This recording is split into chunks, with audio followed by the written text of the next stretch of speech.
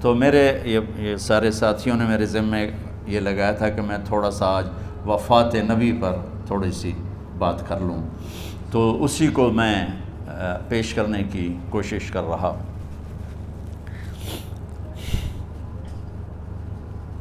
تو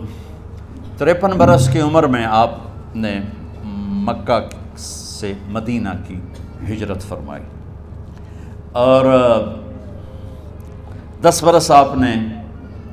مدینہ میں قیام فرمایا۔ 11 ہجری میں آپ حج کے لیے تشریف لے گئے، اور یہ صورت آئی 11 تاریخ کو 11 حج کے ذوالحج، اذا جاء نصر اللہ والفتح۔ اس میں اشارہ تھا کہ میرے نبی آپ کا مشن مکمل ہو چکا ہے، اب آپ ہمارے پاس آنے کی تیاری فرمائیں۔ تو یہ جب یہ زوال سے پہلے آپ اپنے خیمے میں لیٹے ہوئے تھے، یہ آخری صورت قرآن کی جو نازل ہوئی، تو آپ نکلے زوال کے بعد، آپ نے تینوں شیطانوں کو پتھر مارے، پھر آپ اپنی اونٹنی عذبہ پہ سوار ہوئے، اور آپ نے یہ تاریخی جملہ بولا، ایھا الناس عسیٰ اللہ تلقونی بعد عامی ھذا، لوگو یہ میری تمہاری آخری ملاقات، آج کے بعد تم مجھے نہیں دیکھو گے۔ واپسی پر آپ نے معاذ بن جبل کو مدینے سے یمن روانہ فرمایا، تو معاذ بن جبل سے ایسی محبت تھی کہ ان کو سی آف کرنے کے لیے 7 میل پیدل چلے، 7۔ اب کسی کو روانہ کرنے کے لیے ساتھ نہیں چلتے تھے، مسجد سے روانہ کر دیتے، معاذ بن جبل کو 7 میل ساتھ چلے، اور جب آخری پوائنٹ آیا سفر کا تو کہنے لگے، معاذ عسیٰ اللہ تلقانی بعد عامی ھذا، معاذ یہ تیری میری آخری ملاقات ہے، وَلَعَلَّكَ تَمُرُّ بِقَبْرِي وَمَسْجِدِي ھذا، جب تو واپس آئے گا تو میری قبر دیکھے گا اور میری مسجد مجھے نہیں دیکھے گا۔ تو فَبَكَىٰ مُعَاذٌ جِشْعًا لِفِرَاقِ رسول اللہ، تو معاذ بن جبل پھوٹ پھوٹ کے رونے لگے آپ کی جدائی کا تصور کر، تو آپ کی آنکھوں میں بھی آنسو آ گئے، تو آپ نے جلدی سے منہ یوں پھیر لیا، معاذ پیچھے ہو گئے اور آپ ادھر ہو گئے، اپنے آنسو چھپا لیے، اور معاذ ان اولی الناس بی المتقون من کانوا وحیث کانوا، معاذ اس جدائی کا غم نہ کر، جو تقوی پر مرے گا وہ میرا سب سے قریب ہوگا، چاہے وہ پاکستان میں ہو چاہے افریقہ میں ہو، میرے سب سے قریب وہ ہوں گے جو تقوی والے ہوں گے، جو اللہ سے حیا کرنے والے ہوں گے۔ جب آپ واپس تشریف لائے، 29 محرم صفر، 29 صفر عصر کی نماز کے بعد ایک جنازہ تھا، اس جنازے کو پڑھانے کے بعد اس کو دفن کے لیے آپ جنت البقیع تشریف لے گئے۔ وہاں سے واپس ہونے لگے تو سر درد اٹھا، اور وہ درد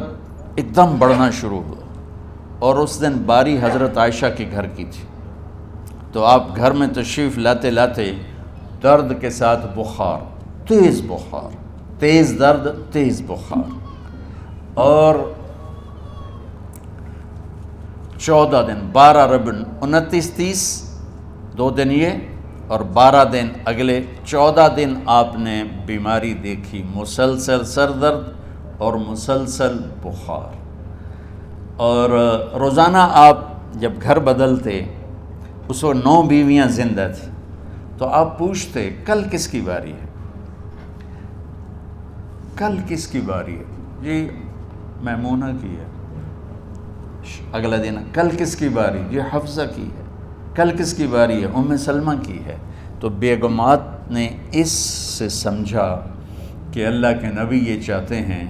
کہ میں بیماری کے دن عائشہ کے پاس گزاروں، ورنہ آپ کو تو خود پتہ ہے کل کس کی باری ہے، پرسوں کس کی باری ہے، ترسوں کس کی باری ہے۔ تو حضرت میمونہ کے گھر میں آپ تشریف فرما تھے، تو ساری باقی 7 بیگمات جمع ہوئیں، اور انہوں نے آ کے عرض کی، یا رسول اللہ، جب تک آپ بیمار ہیں آپ عائشہ کے پاس آرام فرمائیں، اور جب اللہ آپ کو شفا دے دے تو پھر ہماری ترتیب کو آپ دوبارہ شروع فرما دیں۔ تو آپ نے سب کا شکریہ ادا کیا۔ عدل کی مثال کا اسلام جب دوسری شادی کی اجازت دیتا ہے تو عدل کی شرط لگاتا ہے، اِن لَمْ تَعْدِلُوا، اگر عدل نہیں کر سکتے پھر ایک ہی ہے۔ عدل، اور آپ نے فرمایا جس نے دوسری شادی کی اور عدل نہ کیا، کتنی مرضی عبادت کر کے آیا، تو قیامت کے دن آدھا حصہ اس کا فالج زدہ ہوگا، ایک سائیڈ اس کی فالج زدہ ہوگی، کتنے ہی مراقبے کر کے کتنی ہی نمازیں پڑھ کے آیا ہو، انصاف نہیں کیا تو پورا آدھا حصہ فالج کی پکڑ میں ہوگا۔ تو جب سب بیگمات نے یہ کہہ دیا کہ آپ وہاں گزاریں تو آپ نے شکریہ ادا کیا، علی اور عباس کو بلایا، ان کے کندھوں پہ آپ نے یوں ہاتھ رکھے اور آپ کے پاؤں یوں زمین پہ لگ رہے، آپ پورا پاؤں نہیں لگا پا رہے تھے کمزوری سے، یہ پوزیشن تھی اس طرح۔ اور یہ پیر کا دن تھا، آپ حضرت عائشہ کے گھر میں داخل ہوئے اور اگلے پیر کو حضرت عائشہ کے گھر میں آپ اپنے اللہ کے پاس چلے گئے۔ آخری ہفتہ آپ نے حضرت عائشہ کے گھر میں گزارا۔ صحابہ ملاقات کے لیے حاضر ہوئے تو آپ ان کو دیکھ کے رونے لگے اور فرمایا کہ میں تمہیں اللہ کے سپرد کرتا ہوں، اللہ تمہاری حفاظت کرے، اللہ تمہارا ساتھی ہو، آواکم اللہ، حفظکم اللہ، نصرکم اللہ، بہت دعائیں دی۔ تو عبداللہ بن مسعود رضی اللہ تعالیٰ عنہ نے پوچھا یا رسول اللہ، لگتا ہے جیسے جانے کا وقت ہے، تو آپ کو غسل کون دے گا؟ تو آپ نے فرمایا میرے اہل بیت۔ آپ کو کفن کون دے گا؟ کہا میرے اہل بیت۔ آپ کا جنازہ کون پڑھے گا؟ تو آپ رونے لگے۔ تو آپ نے فرمایا جب تم مجھے غسل دے دو